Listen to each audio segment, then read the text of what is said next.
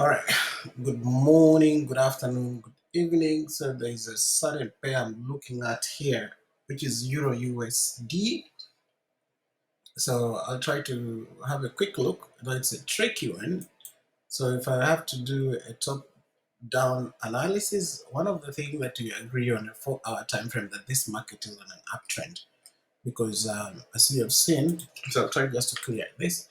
As you have seen, prices moving all the way that side. So the market is on an uptrend. So we are going to try and find any opportunities that we can see on the market as we do our top-down analysis.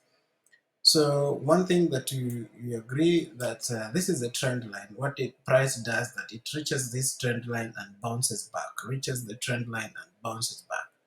So I like to mark those trend line points. So there's one here, and then there's another one here. So far, those are the points that the price has reached and bounced back. Right now, price is on a downward trend. We are not sure whether it will reach here and bounce back because we are following what we call price action. We are following what price does. You're not using any indicator or anything whatsoever.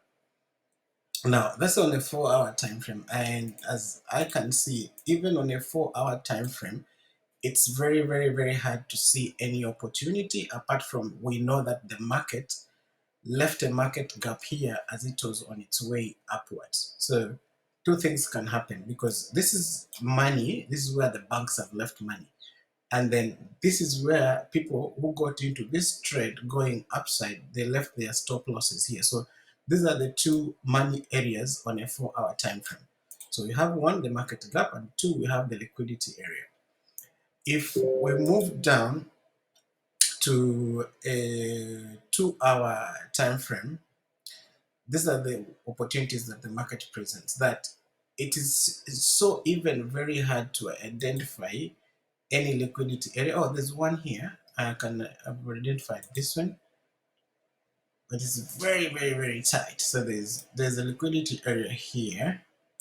So I'll just put that there and call it a liquidity zone. So there's a liquidity zone here. Remember, there's this candle and there's a very small candle here. So this is the lower low that the market went before it went up. So these are the areas now we should start looking at. That, for example, for me to get into a sell, I'll have to see if price will come and go beyond this level.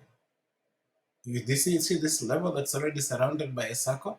If price can go beyond this level, but remember, we also do have two other candles that are beyond that level. So there's a candle here that closed from here, and then there's also another candle here that closed from here. So these are the two candles that you should be very watchful about, that even if you're going in for a sell, you have to keep watching these two candles because what price might do, the market makers or the banks can decide to come and collect this liquidity that's around these two circles using just a very tiny wick. You see, like this, how they did here, they can just decide to bring price from here down all the way up to here. When they collect so this here, so I'm just trying to use it here. When they collect the liquidity here, they try to push price a little bit down. So for example, up to there, if I was to draw a line around that region, it means this is the last candle. This is the last lower low. So they can decide to push price up to here. I'll just increase the size of this line so that it can be seen. And maybe this is a straight line. So they can decide to push price up to here and reverse. Because remember, what price has been doing, it has been respecting this trend line. So if at all price will have to go beyond this trend line, this will be what we call in trading a false breakout. So that false breakout can be in a form of one huge candle, which will come and terminate. It can be as tiny as this. Just move one, because Euro USD is volatile. So it can be one candle like that, or there can be several candles that the market will use just to come and collect that liquidity. So you just have to be very careful when you're entering this trade because it's not clean.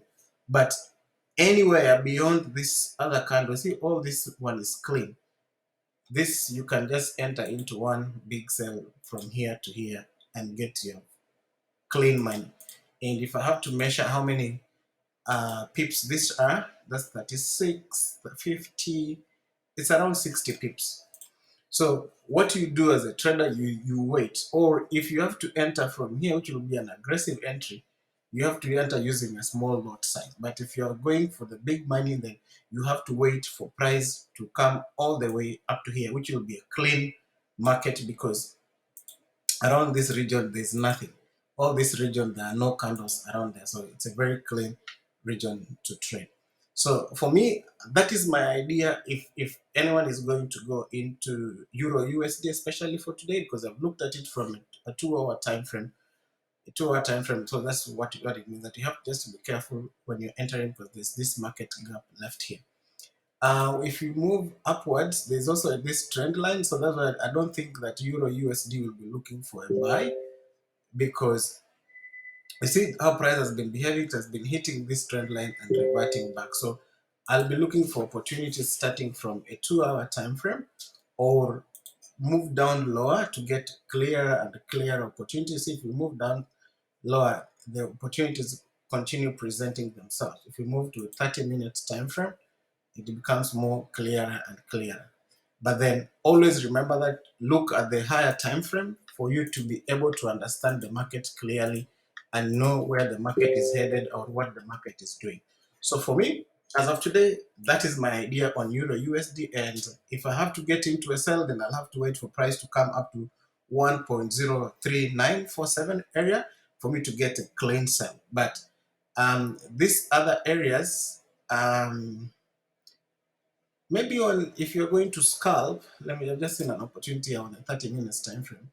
If you're going to scalp, then you can enter from here and try and see if price will push its way all the way up to this liquidity, another liquidity zone here, which is 0.04. But this will be on a lower time frame. But if you have to swing it, then you can hold it as much as you can, if up to when price comes to cover this market imbalance. I think that's it for today, and looking forward for a good trading day. Thank you and bye.